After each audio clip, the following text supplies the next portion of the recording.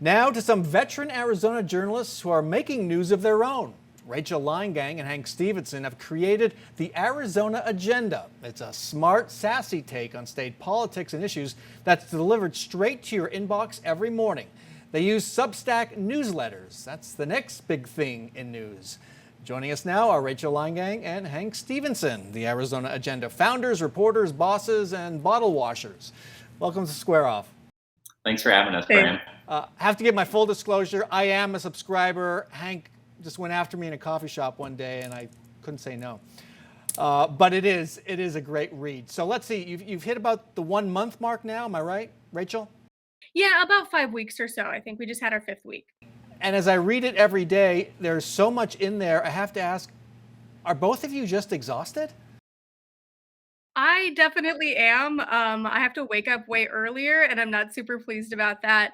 But we're finding a workflow that makes sense for us so that we can do our original reporting, which comes out in the afternoons, and then, tell everyone what's going on in Arizona politics, which is never a dull ride. So, Rachel, you were at the Arizona Republic covering higher ed and other beats there. And Hank, you were at the Arizona Capital Times, which is this kind of capital-focused report. Why did you decide to leave? And I'll start with you, Hank. Well, I think, we both kind of saw this opportunity through Substack. Basically, they agreed to fund us for a year, or at least enough to basically replace our salaries in corporate journalism, and decided to put together an application, never really thinking that we would get chosen. And then we did get chosen, and we kind of had to make some hard choices about whether we were willing to leave steady jobs. But keep in mind, steady jobs in journalism is not really steady jobs. This may be the most job security I've ever had in my life, because I know I won't be fired for at least a year, which is not the case at most major newspapers in America these days. Not a great commentary on our moment. Rachel, you left the Arizona Republic, not just a job, but you have editors around you, photographers around you. There's a big infrastructure there. Why did you make that decision? For some of the same reasons that Hank said. And then I used to cover the Capitol directly and always had seen a lack of stories that showed the big picture or the consequences of the decisions being made at the Capitol on real people's lives. And I was trying really hard to make a case for that everywhere I've been. And our pitch to Substack was sort of along those lines. We're an insider publication, but we're geared toward people who don't always know everything, right? But we assume everyone could get up to speed. So that's our main goal, is just how do we get more people involved here? And that was the big opportunity for me, is just put my philosophies on how to cover government into practice and see if, I'm full of baloney, I guess, or to see if it actually works, and that's something that people want to read. But how frightening is that leap? Hank says, at least I know I've got a job for a year. Are you good with that? Yeah, I mean, a year, like Hank said, sounded good to me, considering there are usually layoff rounds about once a year at the place I used to be. And there's been a lot of folks that I worked with at the Republic who had since left, and it just felt like a good time. A lot of other people had done things that looked interesting to me, and it was, I think, my turn to take that kind of a leap. That said, I really extremely miss having editors and photographers and graphics people and social media people, because that's become, all of those things are now our jobs, which means we're doing 10 too many things at any given time.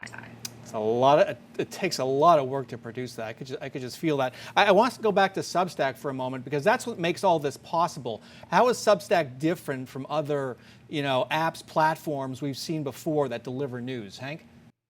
Well, as far as our interaction with Substack, it has been surprisingly awesome. Coming from a world where, you have to sign out every pen or pad of paper, they have been offering us all sorts of resources that, you kind of need to have a newsroom. We have access to their lawyers, whether they pay for graphic designers, they pay for a part-time editor to kind of help us out. A lot of those little things, access to LexisNexis. So on that front, it's been great. And frankly, they're a lot more responsive than any corporate overlord I've ever had in traditional journalism. But what about, I'll go to you, Rachel, what about on the financial front? The bottom line is, how are you going to make money off this? For the first year, the funding all is from Substack, but ideally we will reach a number of people that makes it financially sustainable through subscription. And there are not ads on Substack. There's not even really a way to put ads on Substack. So it will solely be supported by Arizonans or people across the country who are super interested in Arizona through, $7 a month is what it costs, or $70 a year. It's a huge gamble, but our early numbers are showing that that could be possible. I mean, we came out the gate with better numbers than we thought, and we're kind of just growing slowly and steadily over time. And I think that hopefully that will continue, and we can have a year too. Okay, so tell me, end with this. I'll ask each of you, and starting with you, Rachel. Tell me one thing that I will see in the Arizona agenda when it's delivered to my email box that I might not see anywhere else. You'll see a lot of straight talk and probably some swear words here and there. And, we have a really straightforward and snarky kind of take on the day's news.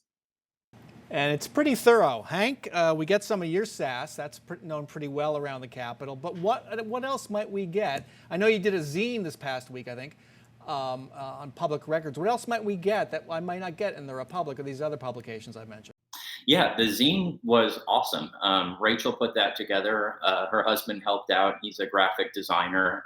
That was something that we came up with kind of early on that we wanted to do, just an explainer of how public records work in Arizona, and put it together in a fun format. Also, we kind of have the freedom to do the things that we didn't have time to do at our old papers. I had, a story sitting on my desk for 4 months that I had never gotten to. That now I have, the time to dive into. And that came out as a story about a kind of election conspiracy theorist that was really well received. So, the freedom to do things means you never know what we're going to be doing next, but it should be weird.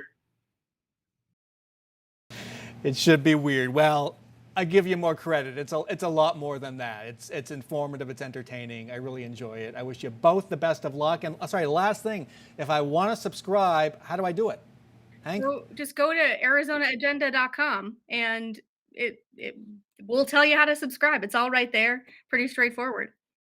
Hank Stephenson, Rachel Leingang, best wishes. Thanks for joining us.